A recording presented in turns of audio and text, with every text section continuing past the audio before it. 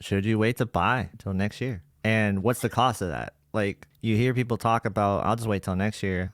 What do you mean you'll wait till next year? Do you mean March? Do you mean November of next year? You're going to be waiting a while unless you want to pay up. Because if you're waiting till next year, you're paying in March, you're going to be overpaying for a lot of these TVs. Yeah, I agree. If you're looking for a TV like now, for me, I just go ahead and just get one. I mean, I think the TVs this year are pretty good and Mhm. stuff. I was gonna wait till next year because I was gonna get a QD OLED 75 inch, 77 inch, but I just couldn't wait. I couldn't wait that long.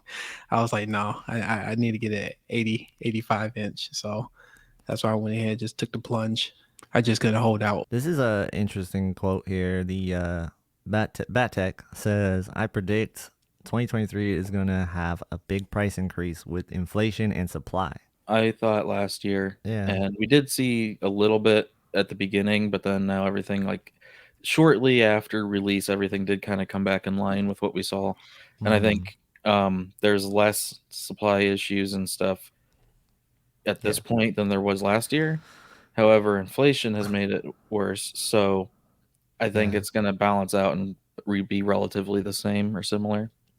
There's inflation, but I don't think it's hit the TV market as hard as people think. If we're talking about going into a recession, that's not good for tech companies. And honestly, you're going to see more price cuts, if anything, because they're trying to move product. Um, there's so many companies right now with stuff on the store shelves, and they just want to move it.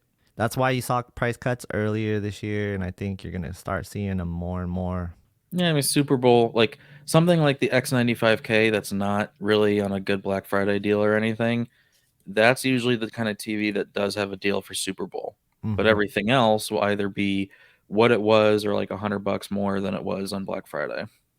Yeah, I was just going to say too, it depends on the manufacturer because Sony does their price cutting a lot differently than LG and Samsung and the other manufacturers. It seemed like Sony goes after Black Friday for some reason. For me, the biggest surprise this year with Sony is how expensive their lower tier models are, like the X85 and down, are just not even worth looking at, No, I especially since can't they're still consider them. X1 processors. Yeah. Like that's like yeah, so here um the new MediaTek chips, we want to see those, but Yep. on the X85 and down, if they still use what we have now, that's fine, but they need the XR instead of X1, and they need to not have this half resolution stuff the 900H had 2 years ago. Mm-hmm. Yeah, I think we're gonna see like the XR Ultimate next year. We talked about that before. Um, I wouldn't be surprised if they carried the XR down to the smaller models now. Yeah, Sony always come out with their processors every And two they should, years. they should have a new one to replace the XR.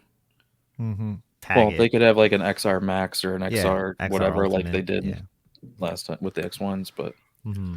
I was surprised that the new laser projectors are still using X1 Ultimate or whatever. It's like Yeah. that's a twenty thousand It's really dollar weird. projector, and you're using that. Do you guys think next year we get the A80L QD OLED with the same XR processor, but the A95L QD OLED with a new processor, a new MediaTek chip?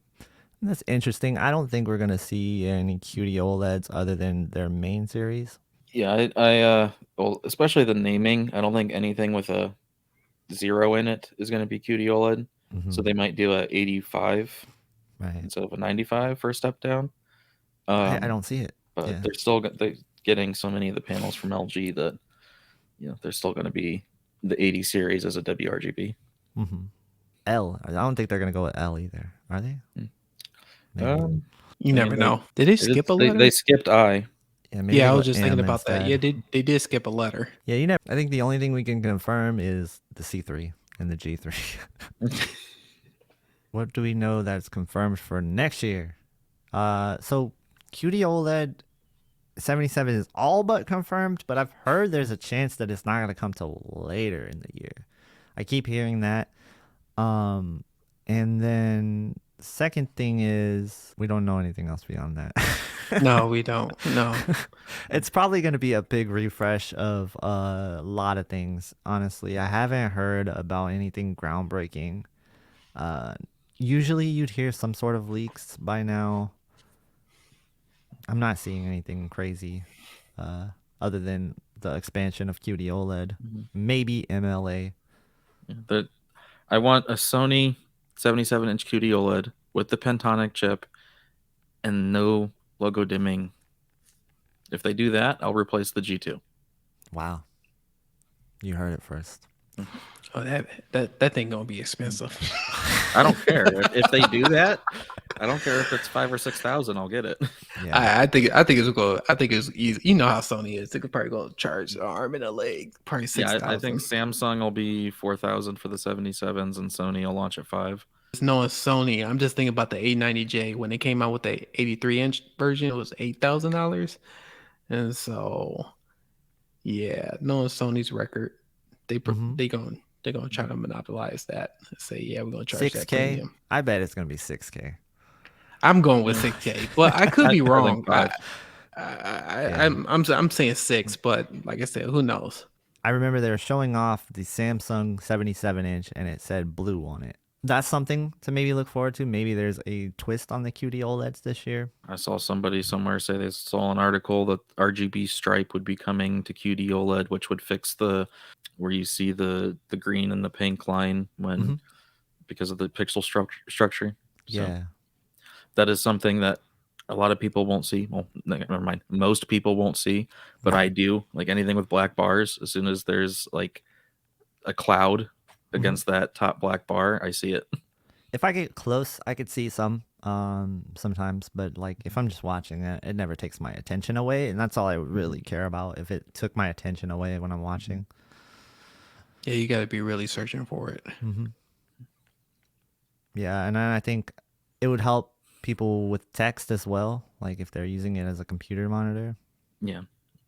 So for this, I kind of don't expect QD OLEDs to get brighter next year. I think the panel from Samsung Display is going to be the same, and I think they just left maybe a little bit of headroom this year to see how things happen. Well, except Samsung kind of pulled that headroom back down.